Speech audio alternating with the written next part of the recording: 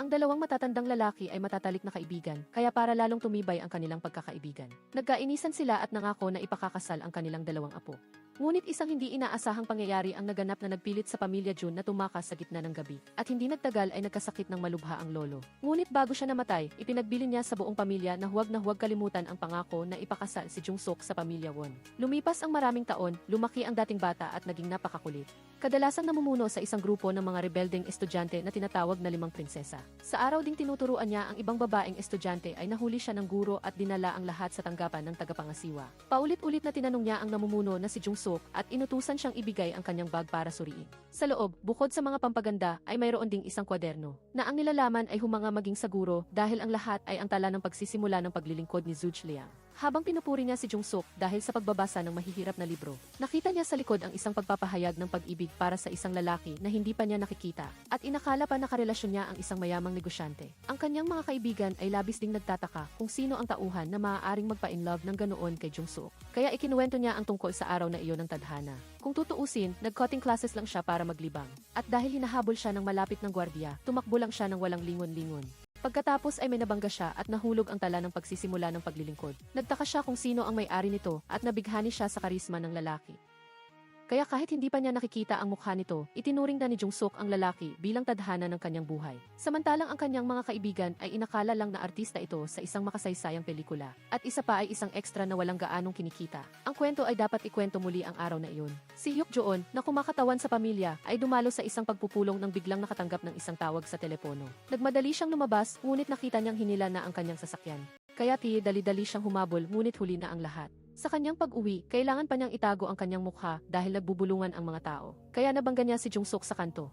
At inakala pa na tinawag siya nitong isang baliw na outdated, na nagbigay sa kanya ng masamang impresyon sa babaeng ito. Samantalang ang kanyang mga kasamahan ay tumawa ng malakas pagkatapos marinig ang kwento. Bilang isang piskal, nakaligtaan niya ang kriminal. Kaya hindi naglakas loob si Hyuk Joon na umuwi ng walang dala at nagplano siyang hulihin ang mga menor de edad sa bar para makakuha ng puntos sa kanyang boss. Nagkataon, si Jung Suk at ang kanyang mga kaibigan ay naroon din noong araw na iyon. At nang marinig ang anunsyo tungkol sa isang biglaang inspeksyon, nagtakbuhan ang lahat sa iba't ibang direksyon. Dahil sa dami ng pulis sa lahat ng dako, nagpasya siyang magtago sa isang lugar na walang sinuman ang mag-iisip. Iyon ay ang men's restroom. Ngunit hindi inaasahan, pumasok doon ang grupo ni Hyuk Joon. Nakaramdam siya ng kilos at inakala na iyon ang kriminal kaya sinira niya agad ang pinto. At natuklasan niya na si Jung Suk pala ang nagtatago sa loob. At agad siyang pinagsabihan at ang iba pang estudyante.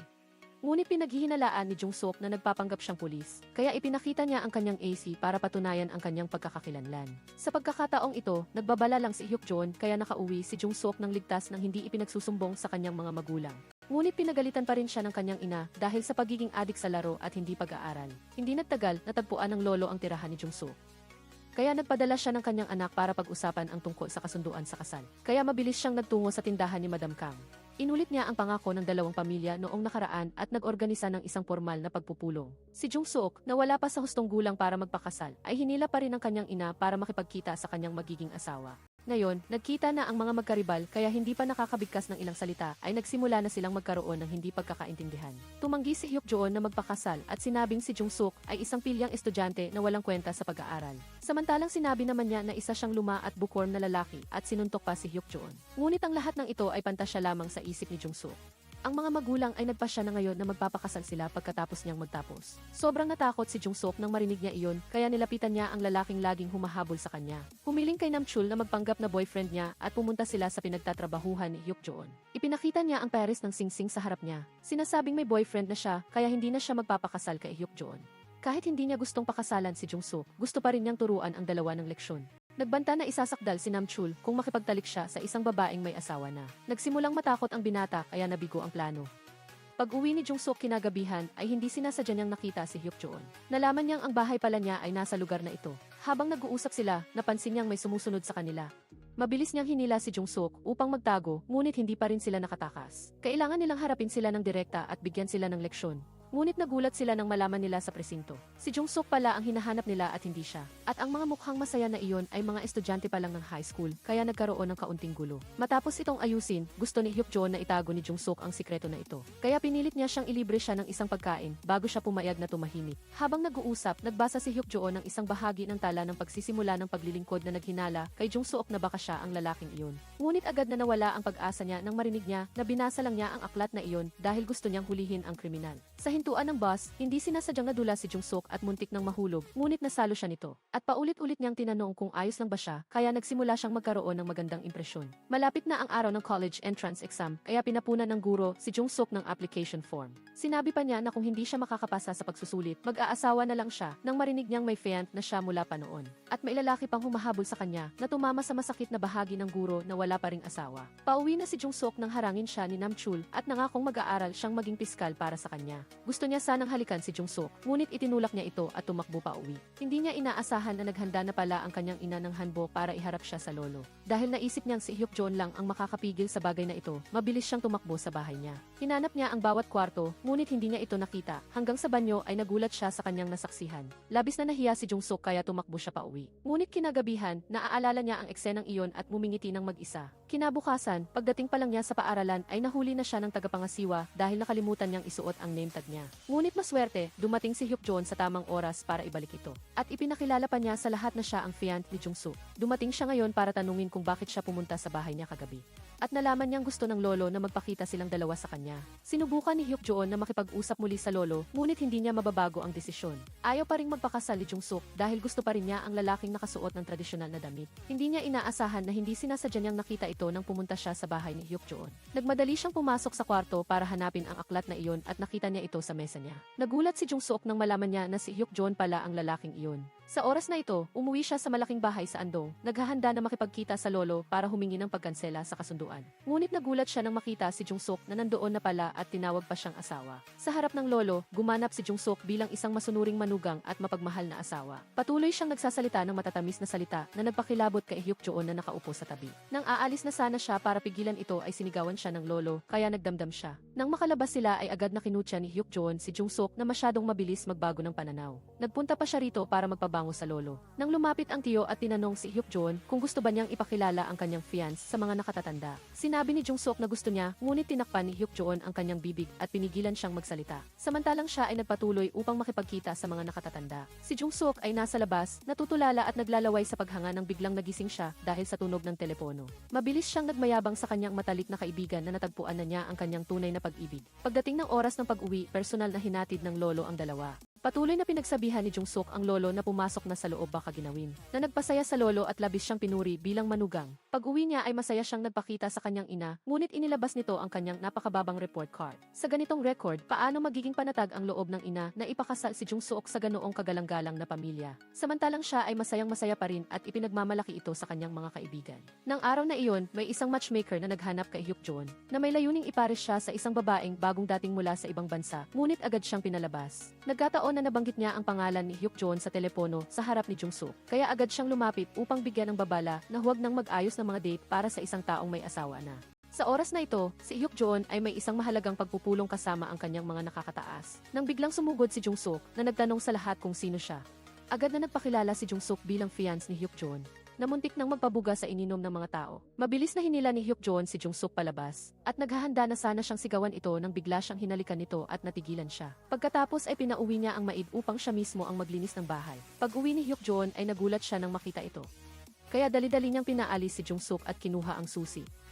Nang hindi niya alam na gumawa ito ng ekstrang susi ng palihim. Kaya kinabukasan ay nagpunta ulit si Jung-suk sa bahay. Gumagawa ng paglilinis at paglalaba tulad ng isang tunay na asawa. Nang bigla siyang nakarinig ng mga yabag kaya mabilis siyang nagtago. Kuryoso siyang sumilip at nakita niyang may naghahalungkat ng mga gamit.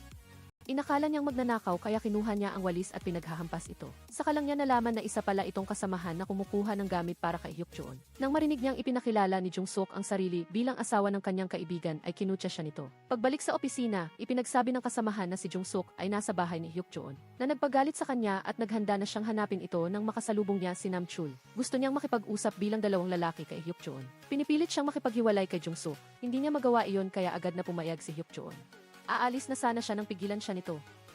At nagmakaawa si Namchul kay Hyukjoon na turuan siya kung paano maging isang piskal. Ngunit naisip ni Hyukjoon na mas bagay siyang maging makata dahil sa labis niyang pag-ibig. Inakala naman ni Namchul na totoo iyon, kaya inutusan niya ang kanyang mga kasamahan na dalhin si Jungsuk sa kanya. Handa na sana siyang kumanta ng love song nang inis na umalis si Jungsuk. Mabilis na humabol si Namchul, nagmakaawa at sinabi pa sa kanya na ipinagkatiwala na ni Hyukjoon si Jungsuk sa kanya. Nang marinig niyang gusto niyang kanselahin ang kasunduan sa kasal, lalo siyang nagdesisyon na pakasalan ang lalaking ito. Nang bigla niyang nakita si Hyukjoon na nakikipag-usap sa kanyang ina. Ang dahilan ay dahil patuloy na lumalampas sa limitasyon si Jungsuk, na nagpilit sa kanyang magpaliwanag ng maayos sa tita, na nagdulot din ng kahihiyan sa kanyang ina dahil sa kanyang anak. Nagdesisyon siyang tuturuan niya ito ng leksyon. Agad na pinagalitan si Jungsuk ng kanyang ina at inutusan siyang mag-aral ng mabuti para sa college entrance exam. Hindi na siya dapat mag-isip patungkol sa pag-aasawa. Mula nang tanggihan niya ang kasunduan sa kasal, nalungkot si Jungsuk at nawala ng ganang mag-aral. Kaya pinarusahan siya ng guro na maglinis ng banyo. Nang makita ito ng kanyang matalik na kaibigan ay inudyukan niya si Jungsuk na biglang nagkaroon ng ideya. Agad siyang tumawag sa lolo sa andong habang umiiyak. Sinabing hindi na siya makikita pa mula ngayon, at hiniling na mag-ingat siya sa kanyang kalusugan. Na nag-alala sa lolo at nagtanong kung ano ang nangyari. Agad namang isinumbong ni Jungsuk ang mga pagkakamali ni Hyukjoon. Kaya kailangan niyang tumakbo mula andong patungong Seoul upang humingi ng tawad sa kanyang ina at nangako siyang ipagpapatuloy ang kasunduan sa kasal. Binulong pa ni Jungsuk sa lolo ang isang plano kung paano harapin si Hyukjoon. Kaya pumunta ang lolo upang makipagkita sa kanyang apo. Pinayagan niya itong kanselahin ang kasunduan sa kasal kay Jungsuk, ngunit pinilit siyang magpakasal sa taong ito upang magkaroon ng tagapagmana. Pagkatapos ay pinilit si Hyukjoon na makipagkita sa mga inayos na blind date. Tulad na napag-usapan, lahat sila ay nagpanggap lang na kaibigan ni Jungsuk. Kaya wala ni isa man sa kanila ang matino. Pagod na pagod si Hyukjoon. Samantalang si Jungsuk at ang lolo ay labis na natutuwa. Ang susunod na hakbang ay ang pagdating naman niya. Sa oras na ito, narinig na ni Jungsuk ang voice message ng tiyahing matchmaker, kaya hindi niya hahayaang magtagumpay ito. Nagpunta si Jungsuk sa meeting place at binuhusan ng kape ang babae. Pagkatapos ay binalaan ang tiyahin na huwag nang mag-ayos ng date para kay Hyukjoon. Ngunit pinapunta siya ng tiyahin para hilahin. Kaya tinawag ni Jungsuk ang kanyang mga kaibigan para gumanti. Ang resulta ay nagulo ang buhok ng tiyahin at galit na galit siyang nagsumbong kay Hyukjoon. Ang grupo naman ay natatakot na baka makulong sila sa Juvenile Detention Center dahil sa pananakit. Nang dumating si Hyukjoon at inutusan si Jungsuk na sumama sa kanya sa isang lugar. Sa kotse, nag-aalala siyang nagtanong kung gaano karaming taon siya makukulong. Nang malaman ni Hyukjoon na nagkamali ng pagkakaintindi si Jungsuk, ay sinabi niyang 3 taon. Kung gayon 5 tao ay 15 taon, ako na ang sasalo ng parusa para sa inyong lahat. Pakikiusap, alagaan ninyo ang aking ina. Hindi na nakayanan ni Hyukjoon kaya pinahinto niya ang kotse. Sinabing biro lang ang sinabi niya kanina at ngayon ay kailangan nilang maging seryoso. Gusto lang ipaalam ni Hyukjoon kay Jungsuk na mali ang ginawa niya. At dapat na silang tumigil dito. Pinayuhan niya itong mag-aral ng mabuti at huwag nang mag-isip patungkol sa pag-aasawa. Malungkot na umuwi si Jungsuk at muling pinagalitan ng kanyang ina. Samantala, formal na kinansela ni Hyukjoon ang kasunduan sa kasal sa harap ng lolo. Ngunit hindi niya inaasahan na nagalit ito at bigla na lang nawala ng malay. Kinailangan siyang dalhin agad sa emergency room. Labis na nadismaya ang tiyo kay Hyukjoon sa oras na ito. Dahil matanda na ang lolo at gusto lang niyang makita ang kanyang apo na ikasal. Labis itong ikinalungkot ni Hyukjoon. Pagdating ng araw ng college entrance exam, nagbigay si Jungsuk ng anting-anting para swerte at hiniling na maganda ang maging resulta ng pagsusulit. Ngunit hindi siya sumali sa mahalagang pagsusulit na ito. Na nagpilit sa kanyang magpaliwanag ng maayos sa tita, na nagdulot din ng kahihiyan sa kanyang ina dahil sa kanyang anak. Nagdesisyon siyang tuturuan niya ito ng leksyon. Agad na pinagalitan si Jungsuk ng kanyang ina at inutusan siyang mag-aral ng mabuti para sa college entrance exam. Hindi na siya dapat mag-isip patungkol sa pag-aasawa. Mula nang tanggihan niya ang kasunduan sa kasal, nalungkot si Jungsuk at nawala ng ganang mag-aral. Kaya pinarusahan siya ng guro na maglinis ng banyo. Nang makita ito ng kanyang matalik na kaibigan ay inudyukan niya si Jungsuk na biglang nagkaroon ng ideya. Agad siyang tumawag sa lolo sa andong habang umiiyak. Sinasabing hindi na siya makikita pa mula ngayon. At hiniling na mag-ingat siya sa kanyang kalusugan. Na nag-alala sa lolo at nagtanong kung ano ang nangyari. Agad namang isinumbong ni Jungsuk ang mga pagkakamali ni Hyukjoon. Kaya kailangan niyang tumakbo mula andong patungong Seoul upang humingi ng tawad sa kanyang ina. Binulong pa ni Jungsuk sa lolo ang isang plano kung paano harapin si Hyukjoon. Kaya pumunta ang lolo upang makipagkita sa kanyang apo. Pinayagan niya itong kanselahin ang kasunduan sa kasal kay Jungsuk, ngunit pinilit siyang magpakasal sa taong ito upang magkaroon ng tagapagmana. Pagkatapos ay pinilit si Hyukjoon na makipagkita sa mga inayos na blind date. Tulad na napag-usapan, lahat sila ay nagpanggap lang na kaibigan ni Jungsuk. Kaya wala ni isa man sa kanila ang matino. Pagod na pagod si Hyukjoon. Samantalang si Jungsuk at ang lolo ay labis na natutuwa. Ang susunod na hakbang ay ang pagdating naman niya. Sa oras na ito, narinig na ni Jungsuk ang voice message ng tiyahing matchmaker, kaya hindi niya hahayaang magtagumpay ito. Nagpunta si Jung Suk sa meeting place at binuhusan ng kape ang babae. Pagkatapos ay binalaan ang tiyahin na huwag nang mag-ayos ng date para kay Hyukjoon. Ngunit pinapunta siya ng tiyahin para hilahin. Kaya tinawag ni Jung Suk ang kanyang mga kaibigan para gumanti. Ang resulta ay nagulo ang buhok ng tiyahin at galit na galit siyang nagsumbong kay Hyukjoon. Ang grupo naman ay natatakot na baka makulong sila sa Juvenile Detention Center dahil sa pananakit. Nang dumating si Hyukjoon at inutusan si Jung Suk na sumama sa kanya sa isang lugar. Sa kotse, nag-aalala siyang nagtanong kung gaano karaming taon siya makukulong. Nang malaman ni Hyukjoon na nagkamali ng pagkakaintindi si Jung Suk, ay sinabi niyang 3 taon. Kung gayon 5 tao ay 15 taon, ako na ang sasalo ng parusa para sa inyong lahat. Pakikiusap, alagaan ninyo ang aking ina. Hindi na nakayanan ni Hyukjoon kaya pinahinto niya ang kotse. Sinabing biro lang ang sinabi niya kanina at ngayon ay kailangan nilang maging seryoso. Gusto lang ipaalam ni Hyukjoon kay Jung Suk na mali ang ginawa niya at dapat na silang tumigil dito. Pinayuhan niya itong mag-aral ng mabuti at huwag nang mag-isip patungkol sa pag-aasawa. Malungkot na umuwi si Jung Suk at muling pinagalitan ng kanyang ina. Sa harap ng lolo, formal na kinansela ni Hyukjoon ang kasunduan sa kasal. Ngunit hindi niya inaasahan na nagalit ito at bigla na lang nawala ng malay. Kinailangan siyang dalhin agad sa emergency room. Labis na nadismaya ang tiyo kay Hyukjoon sa oras na ito. Dahil matanda na ang lolo at gusto lang niyang makita ang kanyang apo na ikasal. Labis itong ikinalungkot ni Hyukjoon. Pagdating ng araw ng college entrance exam, nagbigay si Jung Suk ng anting-anting para swerte at hiniling na maganda ang maging resulta ng pagsusulit ng kanyang mga kaibigan. Ngunit hindi siya sumali sa mahalagang pagsusulit na ito. Ang kanyang mga kaibigan ay nagtataka tungkol sa misteryosong fiance. Nang makita nilang kumakain si Jung Suk ng walang preno at mukhang walang ayos, medyo nadismaya sila. Sa pagtitipon, puro dayuhan ang kausap niya at dahil wala siyang naiintindihan, lumipat siya sa ibang upuan. At lumapit sa kanya ang mga junior ni Hyukjoon para bumati at kinutya siya ng mga masasamang babae dahil sa suot niyang murang damit. Ngunit inosenteng sinabi niya sa kanila na kinuha niya ito sa laundry shop ng kanyang ina at nagtanong pa sila tungkol sa kursong pinag-aaralan ni Jung Suk. Natakot siyang mapahiya si Hyukjoon kaya nagpanggap siyang nag-aral ng chamber music at bagong dating lang mula sa Italy. Kaya tinawag nila ang isang lalaking nag-aral sa parehong paaralan at tinanong kung magkakilala sila. Natakot siyang mabuking, nagdahilan siyang aalis na at minadali si Hyukjoon na ihatid na siya pauwi. Ngunit bago pa sila makaalis ay may naghanap sa kanya. Hinila si Jung Suk sa stage at pinilit na kumanta ng Italian song upang mapahiya siya at nakita ito ni Hyukjoon sa ibaba.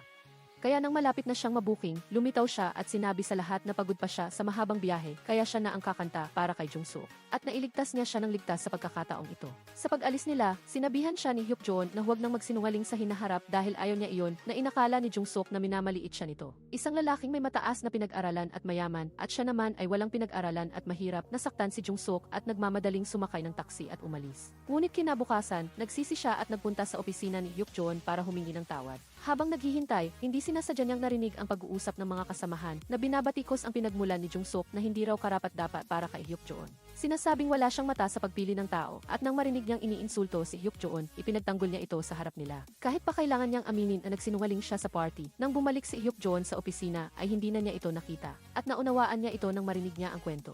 Napagtanto rin ni Hyukjoon na masyado siyang naging harsh sa kanya, ngunit isang araw bago ang kasal ay biglang nawala si Jung Suk at nag-iwan lang ng sulat. Naramdaman ng kanyang ina na sapat na iyon at gusto na niyang kanselahin ang kasal. Ngunit nangako si Hyukjoon na ibabalik niya si Jung Suk at magpapakasal sila. Bago iyon, nakipagkita si Sun-a kay Jung Suk at sinabihan siya ng mga masasakit na salita tungkol sa kanyang pinagmulan at sa pamilya Jun. At hiniling na kanselahin ang kasal na nagpilit kay Jung Suk na umalis sa bahay. Sa oras na iyon, humingi ng tulong si Hyukjoon sa kanyang mga kasamahan upang hanapin siya nang makatanggap siya ng tawag mula sa kanyang ate. Masaya niyang ikinuwento ang tagumpay niyang maalis ang nakakainis na babaeng iyon. Saka lang niya napagtanto na si Sun-a ang gumawa niyon, kaya sinabi niya sa ate niya na magpapakasal pa rin siya kay Jung Suk. Sa oras na ito, galit na naghanap si Namchul sa kanya para maglabas ng galit para sa kanya. Bukod sa puntod ng kanyang yumaong lolo at ama, wala nang ibang mapupuntahan si Jung Suk kundi sa lugar na ito. Umiiyak siya at ikinuwento ang sakit na hindi niya mapakasalan ang lalaking mahal niya. Nang lumapit ang dalawang lalaki at nagtanong kung ano ang ginagawa niya roon, nang tiningnan niya ng mabuti, napagtanto niyang nagkamali siya ng puntod. Kaya nagmadali siyang umalis upang hanapin ang puntod ng lolo niya nang bigla niyang nakita si Hyukjoon na dumating upang sunduin siya. Agad niyang ipinaalam sa kanyang ina na nakita na niya si Jung Suk at nag-ayos na sila ng pagkikita sa andong. Habang naghahanda silang umalis, gusto pa rin kanselahin ni Jung Suk ang kasal. At hindi na siya pinilit pa ni Hyukjoon at pumayag na siya at nabalot ng kalungkutan ang kanilang biyahe pa uwi. Hanggang sa nagkaroon ng snowstorm na nagpahirap sa trapiko at napilitan silang manatili sa lugar na iyon. Naghanap sila ng silid na matutuluyan, ngunit isa na lang ang natira dahil maraming taong umuupa para umiwas sa bagyo. Kaya kailangan nilang magkasama at hatiin ang tulugan, ang isa sa kama at ang isa naman ay sa sahig. Nagsimulang magtanong si Jungsuk kung bakit gusto niyang pakasalan siya. Hindi naman masama ang niluto mong soybean paste stew, kaya naisip kong hindi masamang ideya ang pagpapakasal sa iyo. Dahil sa sagot na iyon, nagbago ang isip ni Jungsuk at gusto na niyang magpakasal sa lalaking ito. Natuwa si Hyukjoon nang marinig niya iyon at naghahanda na sana siyang dalhin siya sa andong nang maubusan sila ng gasolina. Galit ang lolo dahil gabi na ngunit wala pa rin ang nobya at nobyo. Si Sun A naman ay mayabang na nagpahayag na kinansela ang kasal dahil tumakas ang nobya. Na ikinagulat ng lahat ngunit sinabi pa rin ng lolo na maghintay pa sila ng kaunti dahil malaki ang tiwala niya sa kanyang manugang. Sa kabilang banda, sinubukan nilang sumakay ngunit walang gustong huminto. At si Lolo ay balisang naghihintay. Ang kanilang mga kaibigan ay labis ding nag-aalala at ang dalawa ay nawawala ng pag-asa dahil walang gustong tumulong sa kanila. Sa oras na ito, tumama na ang 12:00 ng tanghali. Nang ipahayag na kakanselahin na ang kasal, may sumigaw na nakabalik na sila. Nagmamadaling lumabas ang lahat upang tingnan at nakita nilang sila ay sinakay ng isang mabait na babae. Tuwang-tuwa ang lahat nang makarating sila sa oras. Nagmadali silang tumakbo papunta sa lolo, ngunit nadapa na nagpatawa kahit sa tensyonadong lolo. Pagkatapos noon, mabilis na isinagawa ang isang opisyal na tradisyonal na kasal. At nakatanggap sina Gietlan at Titi Dens ng magagandang pagbati mula sa lahat. At ang seremonya ay naging maayos at masagana, ngunit si Jungsuk ay labis na napagod sa paggawa ng seremonya. Nang masaya nang kumakain ang mga bisita, nakapasok na siya sa silid upang magpahinga. Ngayon na nakasal na ang kanyang anak na babae, nag-aalala rin ang ina kung magagawa ba ng maayos ni Jungsuk ang kanyang tungkulin. Maraming payo ang ibinigay ni Lin sa kanya at naiyak sa sobrang emosyon. Nagyakapan ang mag-ina para magbigay aliw at nangako si Jungsuk na mamumuhay siya ng maligaya upang gumaan ang loob ng kanyang ina. Dumating din ang mga kaibigan ni Jungsuk upang batiin siya at bago sila umalis, ipinapaalala pa ni Hanju sa kanya na ang gabing iyon ang mahalagang gabi ng kasal at doon lang naalala ni Jungsuk. Si Hyukjo naman ay abala pa rin sa pag-inom ng alak bilang pagdiriwang kasama ang kanyang mga kaibigan. Parehong-pareho ang paksang binabanggit nila at nagbibiro na ang gabing ito ay magiging hindi malilimutan. Si Jungsuk ay labis na kinakabahan sa loob ng silid nang dumating si Hyukjo. Sinimulan niyang hubarin ang kanyang panlabas na damit at lumapit. Nahihiyang ipinikit niya ang kanyang mga mata at doon niya lang nalaman na pumunta lang pala ito para kunin ang kurbata na nasasandalan ni Jungsuk. At walang mangyayari dahil kailangan ni Hyukjo na pumunta sa Seoul dahil sa isang misyon. Ang tanging nagawa niya ay payuhan siyang manatili doon at hintayin siyang sunduin. Dahil wala na si Hyukjo doon, naghahanda na ang hipag na kumilos laban kay Jungsuk. Maaga pa lang ay ginising na siya. Sinamahan siyang magbigay galang, sinabi pa ng lolo na ang pamilya ni Jungsuk ay sikat sa pagiging mahusay magluto. Kaya inutusan niya siyang magluto ng almusal para sa buong pamilya upang malaman ni Jungsuk kung ano ang pakiramdam ng pagiging manugang. Sa oras na ito, siya ay nahihirapan kaya nagsimula siyang magreklamo. Ang kaaway sa ibang lugar ay hindi kasing sama ng hipag. Nagtaka rin siya kung bakit hindi pa siya tinatawagan ni Hyukjoon. Sa oras na ito, abala siya sa pagtatanong sa mga kriminal kaya hindi pa siya makakabalik. Nagdasal lang siya na sana ay walang kapahamakan ang idulot ni Jungsuk sa bahay. Ngunit nasunog na niya ang buong palayok ng kanin. Habang naguguluhan siya at hindi alam ang gagawin, dumating ang hipag upang suriin. Naamoy ang sunog at nakita ang kilos ni Jungsuk na may itinatago. Naunawaan na ni Sun A kahit hindi nagtanong kaya sinabihan niya itong ihanda na ang pagkain para sa mga matatanda. Walang nagawa si Jungsuk kundi ihain ang isang plato ng sunog na kanin na ikinagulat ng lahat. Pinagalitan siya ng matatanda kung bakit siya napakapangit magluto at si Jungsuk ay nakaisip ng ibang taktika. Sinabi niya na noong nabubuhay pa ang kanyang lolo, madalas siyang kumain ng pagkain ito upang ibahagi sa mga taong mahihirap. Kaya ginawa niya ito ngayon bilang pag-alala sa kanyang lolo. Nang marinig ito, nakita ng lolo at ng mga matatanda na makatwiran ito, kaya masaya silang kumain ng sunog na kanin. Bagamat hihipinalad si Jungsuk na makalagpas sa pagsubok na ito, hindi pa rin siya pinatawad ni Sun A. Ipinagpatuloy ang pagbibigay ng responsibilidad kay Jungsuk na magluto para sa mga matatanda. At inutusan siyang hugasan ang mga natitirang plato at kagamitan mula kahapon. Hindi na nakayanan ni Jungsuk kaya umalis siya patungong Seoul upang hanapin ang kanyang asawa. Pagkatapos ay pumunta sa isang restoran at kumain, at doon lang nabalisa si Hyukjoon nang malaman niyang umalis si Jungsuk nang walang pasabi. Sa sandaling iyon, tumawag ang lolo kay Hyukjoon. Agad niyang kinuha ang telepono at sinabi sa lolo na pumunta siya sa Seoul dahil labis siyang nag-alala para sa kanyang asawa. Dahil dito, hindi pinagalitan ng lolo si Jungsuk na ikinainis ni Sun A. Sa sandaling iyon, masaya siyang naghahanda na sumakay ng bus pa uwi sa kanyang ina nang bigla siyang hinatak ni Hyukjoon. Naalala niya na kasal na pala siya, kaya kailangan niyang sumama sa asawa niya pa uwi sa kanilang bagong bahay. Pagka-uwi pa lang nila, tinanong agad ni Hyukjoon si Jungsuk kung gusto niyang maligo muna. Inakala niyang gusto na nitong sumiping kaya kinabahan siyang pumasok muna sa banyo. Nang lumabas siya, nakita niyang tulog na si Hyukjoon. Lumapit siya upang tulungan itong tanggalin ang kurbata at hinalikan sa pisngi ang kanyang asawa. Paggising ni Hyukjoon sa umaga, nakita niya si Jungsuk na nakahiga sa sahig. Dahil mahimbing siyang natutulog, kinumutan niya ito. Pagkagising ni Jungsuk, tuwang-tuwa siya nang makita ang almusal na inihanda ng kanyang asawa at hindi na siya tumigil sa paghalik sa lalaki. Sa sandaling ito, kagagaling lang ni Hyukjoon sa trabaho. Lumapit si Jongchan upang magtanong kung nakasiping niya ba si Jungsuk kagabi. Agad na sumigaw si Hyukjoon kung paano niya magagawa iyon. kaya malinaw na ang resulta ng pustahan. Pumusta si Jongchan na wala siyang ginawa, kaya nanalo siya ng 50,000 won mula sa iba na ikinadismaya ng grupo. Sa kabilang banda, umuwi si Jungsuk upang bisitahin ang kanyang ina at binigyan siya ng maraming pagkain upang uwi. Binanggit pa ng ina ang tungkol sa pagkakaroon ng anak dahil gustong-gusto na ng lolo na magkaroon ng apo. Pag-uwi ni Hyukjoon sa gabi at nakita ang isang masaganang hapagkainan, sabik siyang kumain ng walang tigil. Ngunit nang marinig niyang binabanggit ang tungkol sa pagkakaroon ng anak, agad siyang nasamid. Nang magkasama na ang mag-asawa na nanonood ng balita tungkol sa isang magnanakaw, nagkunwari si Jungsuk na takot at naglambing sa kanyang asawa. Takot ako sa mga magnanakaw, sana mahuli mo silang lahat. Mas takot ako sa iyo kaysa sa mga magnanakaw. Pagkatapos sabihin iyon, lumipat agad siya sa ibang upuan, ngunit patuloy siyang sinundan ni Jungsuk. Hindi na nakayanan ni Hyukjoon ang pangulit. Nagagalit siyang pumasok sa silid tulugan at sumunod si Jungsuk na may dalang unan. Hindi man lang siya nag-abala na umalis kahit pinalaya siya at humiga lang doon. Sa sandaling iyon, may nag-doorbell. Lihim na natuwa si Hyukjoon dahil naligtas siya, ngunit hindi niya inaasahan na ang mga bisita ay mga kaibigan pala ng kanyang asawa. Bukod pa rito, lasing pa sila dahil kararating lang nila mula sa inuman. Gusto na sanang paalisin ni Jungsuk sila, ngunit humingi sila ng matutuluyan dahil wala na silang pera para sa taxi. Nakita ni Hyukjoon ang pagkakataon kaya ibinigay niya ang silid sa kanila at tumakbo palabas upang matulog.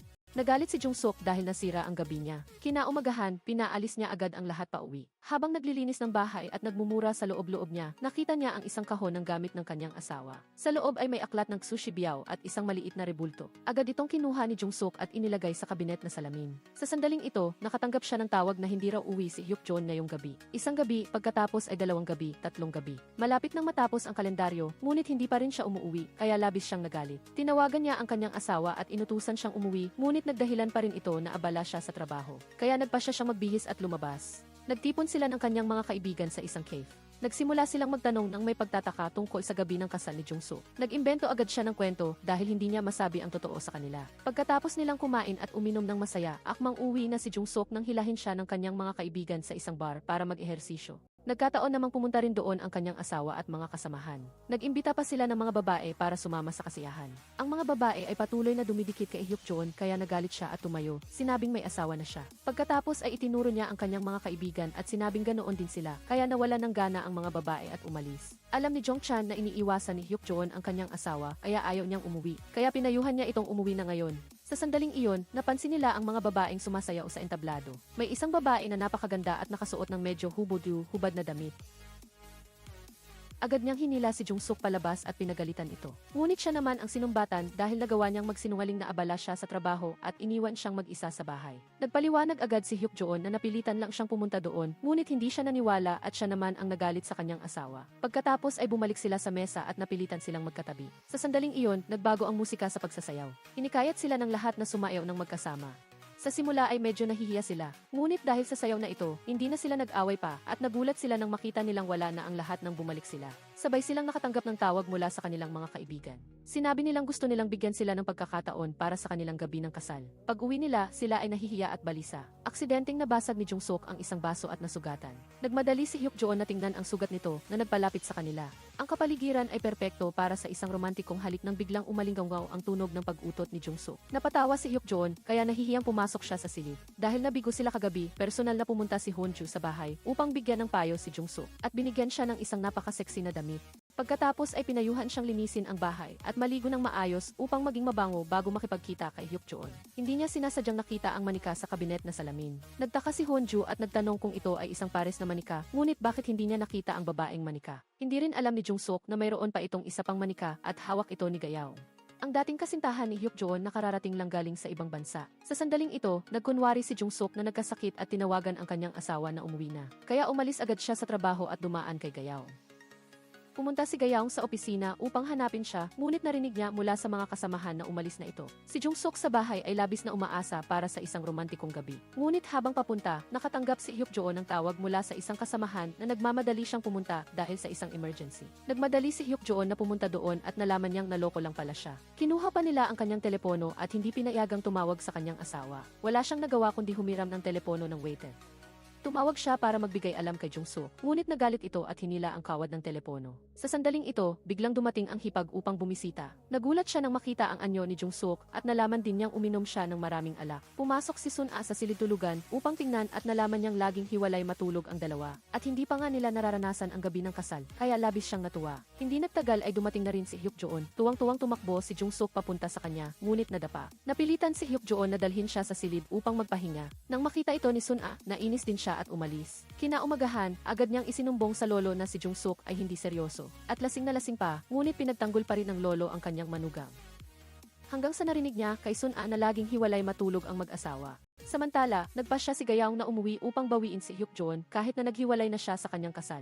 Ngunit pinayuhan niya ang kanyang ina na itago ito at huwag ipaalam sa sinuman. Noong panahong iyon, naghanap si Hyuk-joon ng isang mamahaling restaurant para makabawi kay Jung-suk sa nangyari kagabi. Pagkatapos ay sinabihan niya itong maghintay doon hanggang matapos ang kanyang trabaho at dadalhin niya ito sa restaurant para kumain ng masarap. Sa unang pagkakataon na nakita niyang nagkusa si Hyuk-joon, labis na natuwa si Jung-suk. Ipinagyabang niya agad ito sa kanyang matalik na kaibigan, ngunit sinabi ni Hyuk-joon na kapag ang isang lalaki ay biglang naging mabait, may problema, at tiyak na mayroon itong ibang babae kaya ganoon. Naisip ni Jung-suk na tama ito kaya sinundan niya ang kanyang asawa at nakita niya itong nakikipag-usap sa isang babae. Ang babae ay isang flight attendant na niloko ng kanyang asawa upang magbayad ng utang sa mga gangster, kaya humingi siya ng tulong kay Hyuk-joon. Dahil sa sobrang tuwa, niyakap niya si Hyuk-joon at nakita ito ni Jung-suk. Agad siyang nagsimulang magselos kaya nang dumating sila sa restaurant ay hindi siya makakain at tinanong niya ang kanyang asawa kung sino ang babaeng iyon. Tapat na sinabi ni Hyuk-joon na isa itong bar girl at kaawa-awa.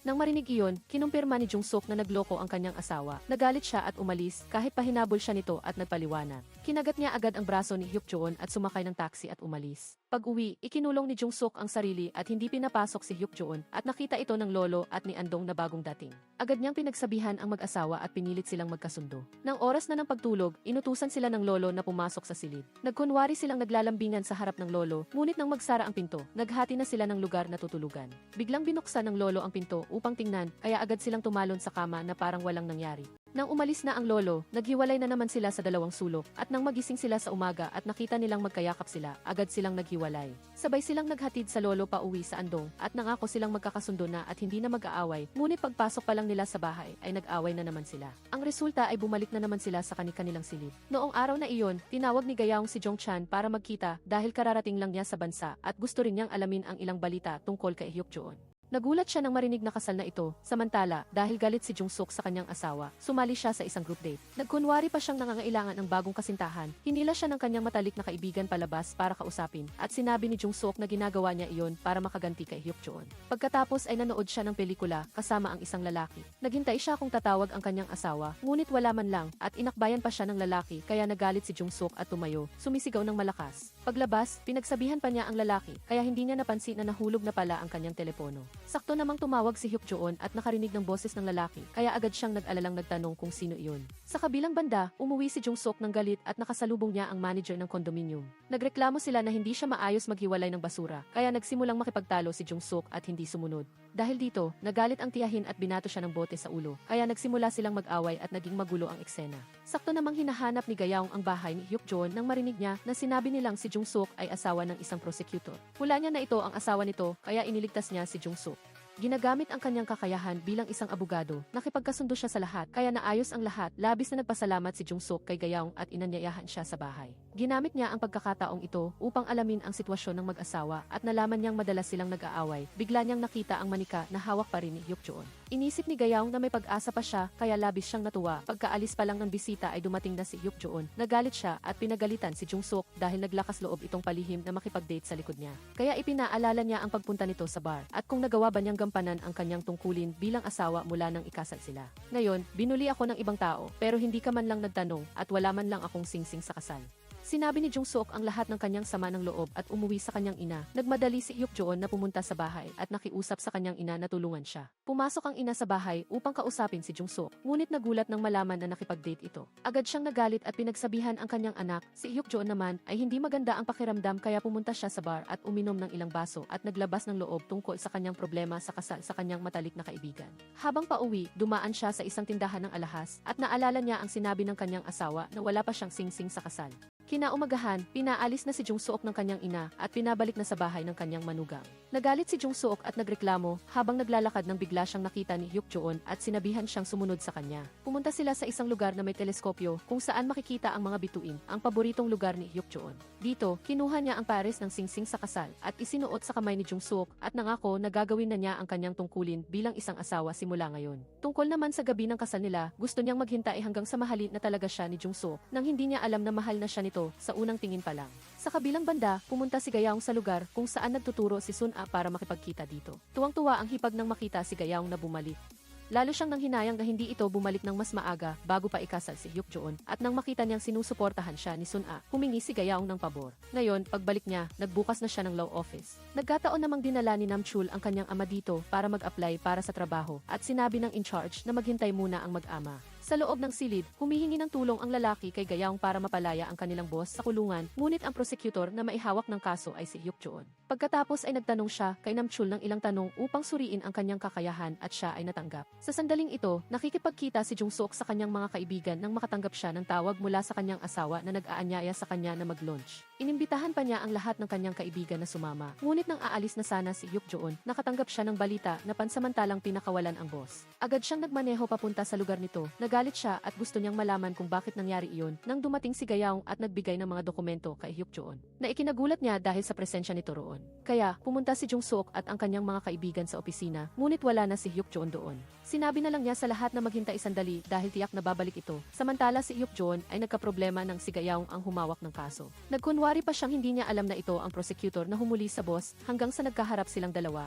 Sa kabilang banda, matagal nang naghihintay ang grupo hanggang sa makabalik si Hyuk Joon. Ngunit labis silang nadismaya nang malaman na nakalimutan niya ang kanilang mahalagang pagtitipon. Labis na nagalit si Jung Sook sa sobrang pagkadismaya at umalis. Sa bahagi niya, nahihiya siyang harapin si Gayaong sa korte, kaya humingi siya ng tulong kay Jong Chan na humalili sa kanya para hawakan ang bahaging ito. Bilang kapalit, siya ang mamamahala sa investigasyon, samantala, kumain ang grupo ng tteokbokki para mapawi ang gutom. Sinabi nilang lahat na si Hyuk Joon ay napakasama talaga at hindi pinahahalagahan si Jung Sook. Ngunit pinagtanggol pa rin niya ang kanyang asawa. Iniisip na may sarili itong dahilan, ngunit umuwi siya at naghintay buong hapon, ngunit hindi pa rin umuwi si Hyuk Joon. At nakatanggap siya ng tawag mula sa security guard. Nagmadali siyang tumakbo palabas at nakita niya itong lasing na umaawit at nanggugulo sa iba. Agad na humingi ng tawad si Jung Sook at hinila si Hyuk Joon pauwi. Bigla itong lumuhod dahil napagkamalan siyang lolo at humingi ng tawad ng paulit-ulit at pagkatapos ay nakatulog na. Nang magising si Hyuk Joon kinaumagahan, tinanong ni Jung Sook ang dahilan kung bakit siya nagkaganoon. Ngunit sinigawan lang siya ni Hyuk Joon at umalis para magtrabaho. Sa pagdinig sa korte noong araw na iyon, hindi nakita ni Gayaong si Hyuk Joon na dumalo, kaya labis siyang nadismaya at nagbiro kay Jong Chan.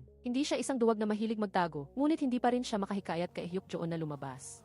Kaya pumunta siya sa opisina upang makipagkita dito sa anumang paraan. Ngunit sinabi ng empleyado na wala si Hyuk Joon sa opisina tulad ng utos nito. Si Jung Sook sa bahay ay malungkot na naghihintay ng tawad mula kay Hyuk Joon, ngunit wala man lang. Sa sandaling ito, dumating si Gayaong sa kanilang bahay. Nakita niyang umiiyak si Jung Sook at nagkunwari siyang nag-alala. At nalaman niyang lasing na lasing si Hyuk Joon kagabi, ngunit hindi pa rin umuwi. Hula niya na baka siya ang dahilan kaya uminom ito, kaya lihim siyang natuwa. Ngunit sa harap niya ay inaliw pa rin niya si Jung Sook. Bago umalis ay nagbigay pa siya ng 2 tiket para sa dula at ninais na magkaayos agad ang mag-asawa. Tungkol sa pagbabalik ni Gayaong, hindi pa rin naglakas loob si Hyuk Joon na sabihin sa kanyang asawa dahil baka mag-alala si Jung Sook kung malalaman niyang bumalik na ang dating kasintahan. Pinayuhan din siya ng kanyang sarili na mas mabuting huwag na itong sabihin. Pagsapit ng gabi, bumili si Hyuk Joon ng bulaklak bilang sorry gift para sa kanyang asawa, ngunit hindi niya alam kung paano magsimula ng usapan. Samantala, nagpaplano na rin si Jung Sook na iayain itong manood ng dula. Nang magkita sila, nahihiya silang itago ang kanilang mga regalo at nag-away na naman.